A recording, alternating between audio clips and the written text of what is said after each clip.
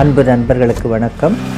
நம் வாழ்க்கையில் பலரை சந்திக்கும் போது சில சமயம் ஒருத்தர் அழகாக இருக்காங்க, சில பேர் குண்டாக இருக்காங்க, சில பேர் ஒல்லியாக இருக்காங்க, சில பேர் அருவருப்பாக இருக்காங்க.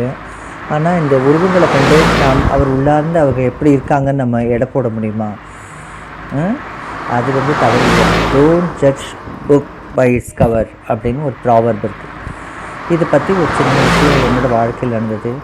என்னமோ தெரியல, அன்றைக்கி பஸ் ஸ்டாண்டில் அவ்வளவு கூட்டம். சரியான நேரத்துக்கு ஆஃபீஸ்க்கு போக முடியுமா அப்படின்னு தோணலை. வந்த பஸ்ஸில் முண்டி அடித்து ஒரு வழியாக மெல்ல நகர்ந்து உள்ளே சென்றேன். எனக்கு முன்னால் ஒருத்தர் கசங்கிய சட்டையும் ஒரு லுங்கியும் 10 நாள் தாடியுடன் நின்றிருந்தார். அவரை கண்டவுடன் வேண்டா வெறுப்புடன் ஒரு பார்வை. அவர் அருகே இருந்த ஒரு சீட்டிலிருந்து ஒருவர் எழுந்து இறங்குவதற்கு தயாராக நின்றார். அந்த லுங்கி ஆசாமி அங்கே உட்கார்வன் என்று என்னைப்படி அவனை பார்த்தேன். அதனால் நான் அங்கே போகவில்லை. அவன் பக்கத்தில் இருந்த ஒருவரை உட்காரும்படி சொல்லி தள்ளி நின்றான். இன்னும் 2 நிறுத்தங்கள், 2 ஸ்டாப் போச்சு. திருப்பி இன்னொரு சீட்டு காலியாச்சு. அதையும் வேறு ஒருத்தருக்கு கொடுத்துட்டான். இது போல் 2-3 தடவை நடந்தது. எனக்கு ரொம்ப ஆச்சரியமாச்சு. அடுத்த ஸ்டாப்பில் நான் இறங்க வேண்டிய இடம் வந்தது. நான் இறங்கினேன், அந்த கூடவே அவரும் இறங்கிட்டார்.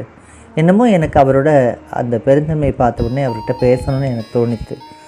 நான் பார்க்குறேன், நீங்கள் ஒவ்வொரு முறையும் நீங்கள் இடம் கிடச்சா கூட சீட்டில் உட்காரலையே, நீங்கள் வேறு யாருக்கும் அந்த சீட்டை கொடுத்துட்டீங்களே அப்படின்ட்டு நான் அவர்கிட்ட கேட்க, அவர் சொன்ன பதில் அப்பா எனக்கு ரொம்ப ஆச்சரியமாக போச்சு. அவர் சொல்கிறாரு, நான் படிக்காதவன், என்னிடம் கொடுக்கறதுக்கு ஒன்றும் இல்லை, அறிவும் இல்லை, பணமும் இல்லை, மற்றவர்களுக்காக என்னால் எதுவும் கொடுக்க முடியாது. நான் செய்யக்கூடிய சின்ன விஷயம், எனவே இதைத்தான் நான் செய்கிறேன் என்றார். மற்றவர்களுக்கு இருக்கை கொடுத்தபோது அவர்கள் சொன்ன தேங்க்ஸ், நன்றி எனக்கு மிக்க மகிழ்ச்சியாக இருந்தது. ஒருவருக்கு உதவி செய்வது நமக்கு திருப்தி அளிக்கிறது. எனவே இதை செய்துவிட்டு புத்துணர்ச்சியுடன் வீட்டுக்கு செல்கிறேன் என்றார். நான் அவர் பதிலை கேட்டு ஆச்சரியம் அடைந்தேன்.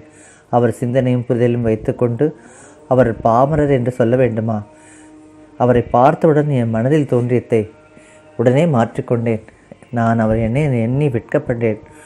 இப்படியும் சில மனிதர்கள் இதுதான் சொன்னாங்க போலுக்கு, don't judge book by its cover அப்படின்னு சொல்லிட்டு, யாரையும் உருவம் கண்டு எள்ளாமை வேண்டும் அப்படின்னு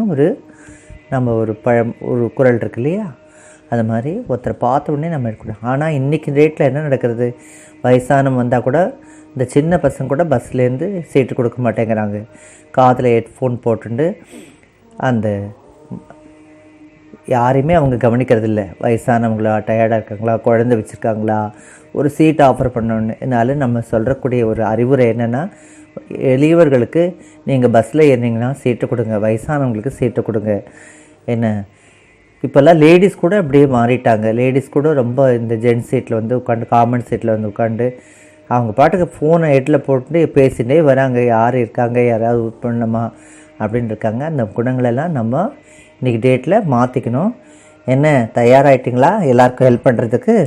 உங்கள் வாழ்க்கை மேலோங்க நமது வாழ்த்துக்கள். இந்த நாள் உங்களுக்கு எளிதாக அமையட்டும். வாழ்க வளமுடன்.